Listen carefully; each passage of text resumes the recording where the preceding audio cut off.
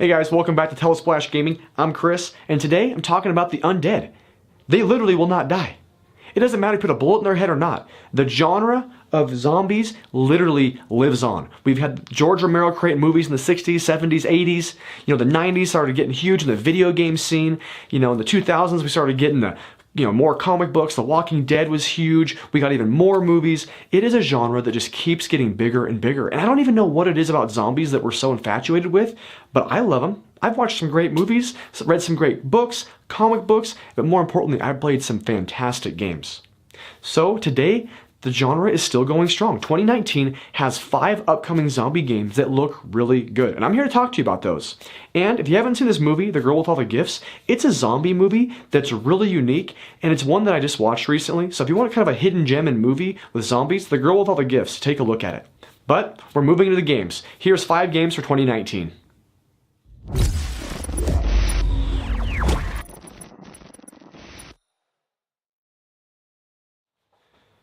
So speaking of cool, fun zombie movies, we're getting right into a spin-off game for World War Z.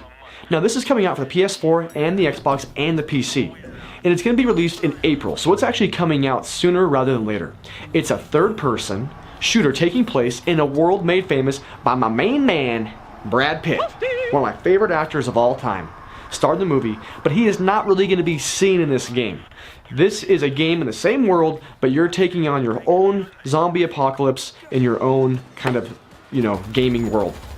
So the zombies here, they're not slow and slumbering like our favorite Resident Evil games, but they're nimble, they're fast, there's 4-player co-op, 6 playable classes, and hordes of zombies numbering in the hundreds. I believe a developer said there was one part, there's 500 zombies climbing all over, and you have to create a team and use strategy to survive. So you gotta use that co-op ability to create barriers, find locations to pick off the zombies before you get overrun. There's tons of open corners, you gotta progress throughout the game, and there's different locales. You got New York, you got Moscow, you're even going to Jerusalem. Say hi to that boy Jesus. And you're fighting off the undead in places all across the world. So this looks to be a really fun, fast-paced, yet strategic zombie game that I'm looking forward to, and I hope it gets really good reviews.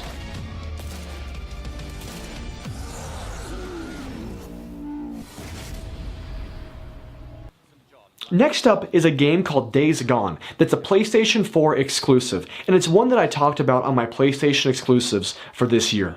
But Days Gone is set in my locale, the Pacific Northwest, and you are taking on zombies. I believe they're called freakers in this game.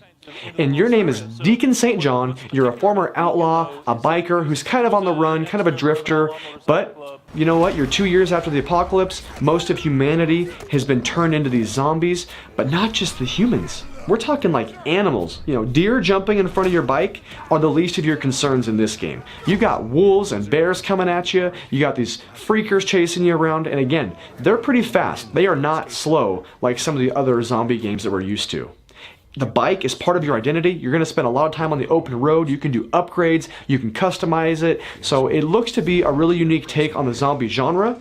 But again, post-apocalyptic world, but you got a biker, you got these weapons you're going to be crafting, a little bit of stealth elements. So I'm looking forward to it.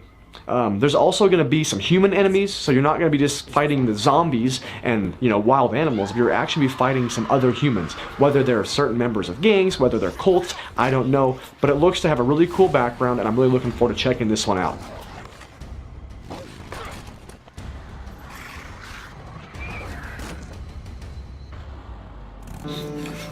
Oh man, are we going to be in for a treat. The Last of Us Part 2. For you PlayStation owners who were able to play the original Last of Us, you know what I'm talking about. The original Last of Us is one of my top 5 games of all time. It's a system seller. I will say the Xbox 360 was better than the PlayStation in terms of the catalog of games, its online services, but there was nothing like The Last of Us. It was incredible, and if you have not had a chance to play it, borrow someone's PlayStation 4, borrow somebody's PlayStation 3, play the old one, play the remaster, it doesn't matter. It had some of the best voice acting I've ever seen, and this game is going to build upon that even more. You're going to follow 5 years after Joel and Ellie, their original journey. It's 5 years after, and you're going to continue on what they already started. I don't want to give any spoilers away if you haven't played it, but the way the game ended, it was a total cliffhanger, and you had no idea what was going to happen. And this is going to take place 5 years after that, and it's going to move right along. The cool thing is, we're getting it on this current gen, so we get PlayStation 4 graphics, and the PlayStation 3 looked amazing on this game, so I can only imagine what this one's going to look like. I have no idea what the question is, but I know the answer, because with this game, it's violence. Violence is the answer to the question, because this game so far looks brutal. Every trailer they've showed, whether it's sentimental or not, ends up panning around, and next thing you know, somebody's either been slaughtered, they're getting stabbed, the gameplay looks incredible. It's definitely not for the faint of heart. And the zombies are really taking a back seat. I mean, the zombies are awesome in this game, but the actual character progression and your interaction with other people is really what makes this world so fun, so unique, and so engrossing. It literally felt like I was watching one of my favorite movies of all time while I was playing this game, and I cannot be more hyped for any game this year than Last of Us Part 2. GTFO is the next game, and it's releasing for the Windows platform exclusively, at least to start. And there's not a ton of info about this, but they're describing it as a terrifying first-person action survival 4-player co-op game. So you are basically taking on this role of scavengers who are forced to explore an underground complex while trying to extract valuable artifacts. So, you know, it kind of sounds like you're going down underground, and underground you're going to be running into these zombies. They look a lot like more creatures and, you know, bizarre monsters more than anything, but I think the reason this one is getting me excited is not just the co-op portion, but that you're playing co-op and you're playing a scary version of co-op. A lot of survival horror games are fun because of the tension and the anxiety, but you're by yourself. To have 3 other buddies with you while you're literally getting scared out of your drawers sounds fun. To me personally, I think it's gonna be awesome. I can't wait to be there screaming like little kids. I hope that it lives up to the hype. If it's not scary, then you know what, come back to this video, leave me a dislike. But right now, they're describing it as a terrifying co-op game, and that sounds really fun compared to what our normal single-player survival horror games are like. Next up is Dying Light 2. Now, Dying Light was a pretty big surprise hit in 2015, and one that I picked up kind of out of the blue, and then I made my brother buy it, because it's always more fun to game with someone else. And to me, we had a blast playing this parkour adventure with zombies. The zombies move pretty quick. It's a little more traditional like you kind of expect from zombie games. They do move pretty fast, and there's a day and there's a night system, and at nighttime your chances of survival go down real quick. My brother and I, we had a blast. The anxiety was high, the tension was fast, because you are climbing over fences and there's nothing more exhilarating than a horde of zombies behind you and you're jumping a fence and just hoping that they don't grab your legs and tear you apart. It was a blast. We had so many fun moments like that. The map is going to be humongous. You can craft items and you can forge weapons. There's different places to hide and bases. So the first game was fantastic, and this one is going to build upon everything that did with more. So I'm really looking forward to the sequel. It's another great co-op survival kind of horror, but more of an action parkour game, but there's definitely gonna be moments of tension. And that's what makes Dying Light so much fun, is the gameplay is so unique compared to other zombie games. So take a look at it. All right. The undead are now dead with this list. We're moving on.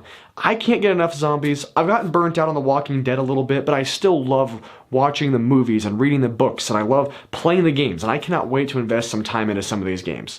There's such a different uniqueness between all of them, you know, a little more survival horror, a little more action, a little more first person, third person. So when it comes to zombie games, are you guys into it? And what kind of genre do you like? Do you like the Resident Evil first person style, Resident Evil 2 remake? To me, I'm really not partial to any of them. Are you more of a Dead Island kind of guy, girl? What are we doing here? What's your favorite type of zombie game? And if you don't like zombie games, tell me why.